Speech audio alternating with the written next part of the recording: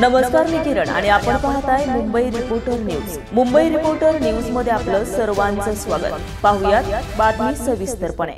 येणाऱ्या काळात स्थानिक स्वराज्य संस्थांच्या निवडणुका, ग्रामपंचायत निवडणुका अथवा लोकसभा, विधानसभा या सर्व निवडणुका ईव्हीएम ऐवजी बॅलेट पेपरवर निवडणुका सरकारने घ्याव्या, यासाठी स्वाक्षरी मोहिमेचा रविवारी शुभारंभ करण्यात आला. यावेळी पृथ्वीराज चव्हाण यांनी सातारा येथील काँग्रेस कमिटी येथे पदाधिकाऱ्यांसमवेत स्वाक्षरी मोहीम सुरू केली. सरकारला धारेवर धरण्यासाठी रचनात्मक विरोधी पक्ष म्हणून आम्ही काम करणार असल्याचं सातारा येथील पत्रकार परिषदेत माजी मुख्यमंत्री पृथ्वीराज चव्हाण यांनी सांगितलंय.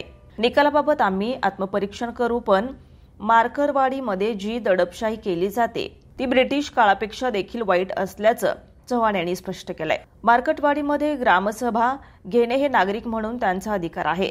पारदर्शक निवडणुका घेणे हे निवडणूक आयोगाचं काम होते, पण जर एका व्यक्तीचा विश्वास नसेल तर त्याची दखल निवडणूक आयोगाने घेतली पाहिजे.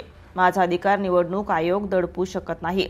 माझ्यावर आणि शरद पवारांवर कारवाई करतो म्हणाले.